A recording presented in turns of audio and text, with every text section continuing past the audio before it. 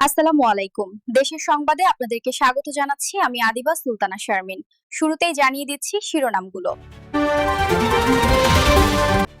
ঐকমত্য কমিশনে আলোচনার মধ্যেই রাজপথে জামায়াত সহ 7টি ইসলামী দল।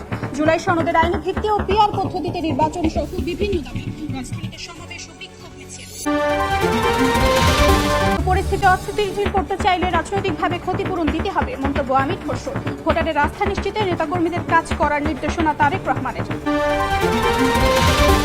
সংসদীয় আসনের সীমানা নির্ধারণ নিয়ে আদালতের সিদ্ধান্তে আস্থা রাখতে চায় ইসি। আন্দোলন ভাঙচুর অনাকাঙ্ক্ষিত বললেন সিনিয়র সচিব। 70% নির্বাচন সামগ্রী কেনা শেষ। জুলাই হত্যাযজ্ঞের দায়ে ট্রাইব্যুনালে শেখ হাসিনা কামালের কঠোর শাস্তি দাবি নাহিদ ইসলামের। গুম খুনে জড়িত বাহিনীর অনেকে গ্রেফতার না হওয়ায় ক্ষোভ। এবং নরসিংদীতে আধিপত্য বিস্তার নিয়ে বিএনপির দুপক্ষের সংঘর্ষ, একজন নিহত, গুলিবিদ্ধ 5। হাসপাতালে সংবাদ সংগ্রহের সময় দুর্বৃত্তদের হামলায় সাংবাদিক আহত।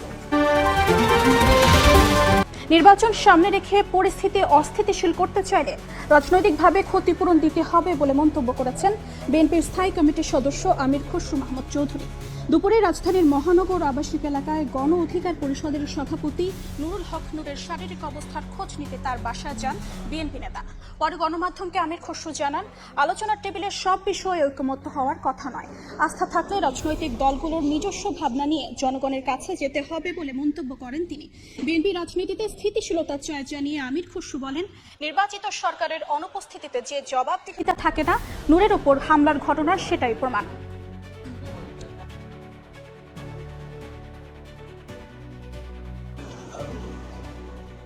নির্বাচনের সাথে কোন পার্টির কি দাবি দেওয়া, এটা কোনো সম্পর্ক নাই।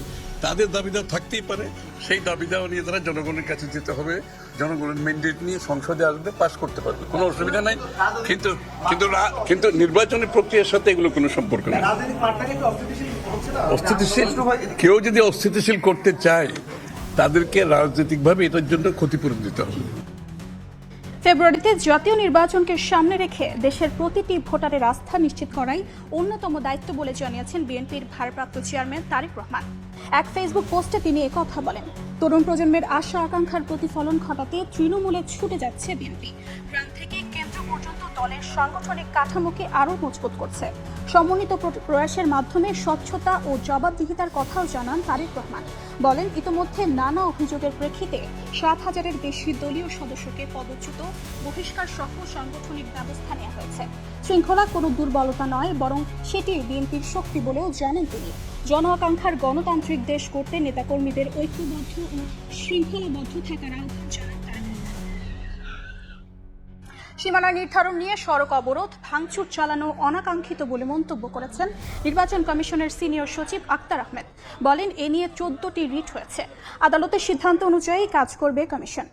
দুপুরে ত্রয়োদশ জাতীয় সংসদ নির্বাচনের সার্বিক প্রস্তুতি নিয়ে সংবাদ সম্মেলনে সচিব জানান, ইতিমধ্যে নির্বাচন সামগ্রী কেনাকাটার 70% কাজ শেষ। চলতি মাসে সব কেনাকাটা শেষ হবে। নির্বাচনের প্রস্তুতি পুরোদমে চলছে উল্লেখ করে সচিব জানান, প্রবাসীদের ভোট দেওয়ার জন্য রেজিস্ট্রেশন করতে একটি পোস্টাল ভোট বিডি নামে অ্যাপস তৈরি করা হয়েছে। নতুন 22টি রাজনৈতিক দল নিবন্ধনের বিষয়ে সিইসি কমিশন সভায় চূড়ান্ত সিদ্ধান্ত নেবেন বলেও জানান তিনি। আগামী 22 সেপ্টেম্বর ইইউ প্রাক নির্বাচন পর্যবেক্ষক টিম ইসিতে আসবে বলে জানান সিনিয়র ইসি সচিব। 10টা অঞ্চলে 64টা জেলায় 300 আসনের মোট ভোটার সংখ্যা হচ্ছে 12,61,61,201। আর আমরা এবারের হিসাব অনুযায়ী গড়ে 3,000 ভোটারের জন্যে, এবং আমরা আপনাদের এক একটা ভোট কেন্দ্র হিসাবে আমরা কেন্দ্রের সংখ্যা নির্ধারণ করা হয়েছে 42,618। জুলাই আগস্টের হত্যাযজ্ঞের দায়ে শেখ হাসিনা, আসাদুজ্জামান খান কামাল সহ জড়িতদের কঠোর শাস্তি চাইলেন গণ অভ্যুত্থানের অন্যতম সমন্বয়ক নাহিদ ইসলাম। ট্রাইব্যুনালে দেয়া জবানবন্দিতে একথা বলেন এনসিপির শীর্ষ নেতা। 1 বছরেও গুম খুনের সঙ্গে জড়িতরা গ্রেফতার না হওয়ায় ক্ষোভ প্রকাশ করেন তিনি। চিফ প্রসিকিউটর বলেছেন, জুলাই আন্দোলনে সম্মুখ সারির যোদ্ধা নাহিদের সাক্ষ্য আসামিদের অপরাধ প্রমাণে গুরুত্বপূর্ণ ভূমিকা রাখবে। আব্দুল আল মামুনের বিরুদ্ধে বৃহস্পতিবার দ্বিতীয় দিনে প্রায় 1 ঘন্টা 45 মিনিট জবানবন্দি দেন গণ অভ্যুত্থানের অন্যতম সমন্বয়ক নাহিদ ইসলাম। জবানবন্দিতে তাকে গুম করে নির্যাতন, আন্দোলন প্রত্যাহারে অব্যাহত চাপ, জুলাই আন্দোলন চলাকালে নাশকতার দায়, বিএনপি জামায়াতের উপর চাপানোর নানা ঘটনার বর্ণনা দেন তিনি। নাহিদ ইসলাম ট্রাইব্যুনালে বলেন, 5 আগস্ট সরকার পতন হলেও 4 আগস্টেই অন্তর্বর্তীকালীন জাতীয় সরকার গঠনের জন্য ডক্টর মোহাম্মদ ইউনূসকে প্রস্তাব দেওয়া হয়। আমরা যেহেতু 3রা আগস্ট এই সরকার পতনের সিদ্ধান্ত নিয়েছি এক দফা, ফলে এই সরকারকে আমরা আর মেনে নিচ্ছি না। আমাদের একটি নতুন সরকারের জন্য তখন থেকে পরিকল্পনা হচ্ছিল। সেই প্রেক্ষাপটেই আমরা ডক্টর মোহাম্মদ ইউনূসকে প্রাথমিকভাবে আমরা ভেবে নিয়েছিলাম, যদি এই সরকারকে আমরা উৎখাত করতে পারি তাহলে নতুন সরকারের প্রধান হিসেবে হয়তো আপনাকে দায়িত্ব নিতে হতে পারে। আমরা সেই প্রস্তাব আপনাকে দিয়ে রাখছি। জুলাই হত্যাযজ্ঞের দায়ে শেখ হাসিনা, আসাদুজ্জামান খান কামাল ও পুলিশের ঊর্ধ্বতন কর্মকর্তা এবং মাঠ পর্যায়ে জড়িতদের কঠোর শাস্তি চেয়েছেন নাহিদ। 1 বছরেও গুম খুনের সঙ্গে জড়িতরা গ্রেফতার না হওয়ায় ক্ষোভ প্রকাশ করেন তিনি।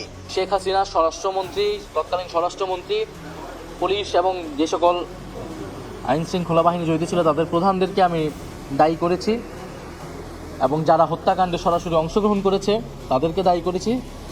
তাদের বিচার এবং কঠোর শাস্তি আমি আদালতের কাছ থেকে প্রত্যাশা করেছি। গুমের ঘটনায় এবং যারা অভ্যুত্থানে রামপুরা, বাড্ডাসহ বিভিন্ন জায়গায় যে সকল সেনা কর্মকর্তা, অফিসাররা গুলি চালিয়েছে তাদেরকে কেন গ্রেফতার করা হচ্ছে না, এই বিষয়ে আমার সন্দেহ রয়েছে।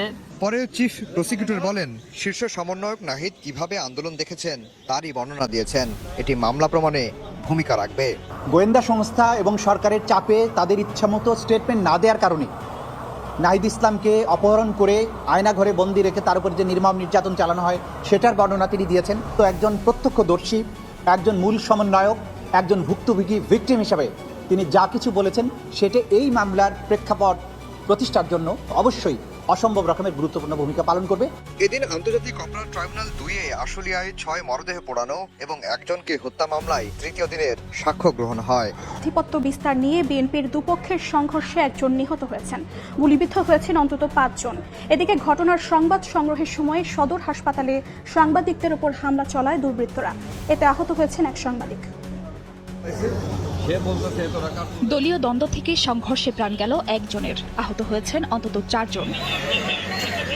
নদী থেকে বালু উত্তোলন, দখল ও আধিপত্য বিস্তারকে কেন্দ্র করে বিরোধে জড়ায় নরসিংদীর আলোকবালী ইউনিয়ন বিএনপির আহ্বায়ক শাহ আলম চৌধুরী ও একই কমিটির বহিষ্কৃত সদস্য সচিব আব্দুল কায়ুম মিয়া গ্রুপ। বৃহস্পতিবার ভোরে উভয় পক্ষের মধ্যে সংঘর্ষ হয়। গুলিবিদ্ধ হয়ে সদর হাসপাতালে নেওয়ার পথে গুলিবিদ্ধ 2 জনকে নেওয়া হয়েছে ঢাকা মেডিকেল কলেজ হাসপাতালে।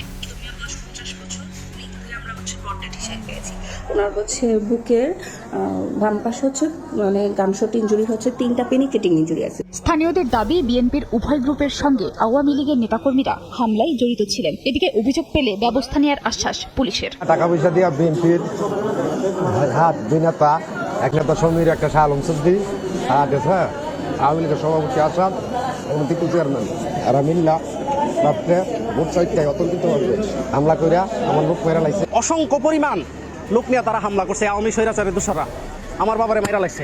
সঠিক তদন্ত করে সঠিক বিচার চাই আমরা।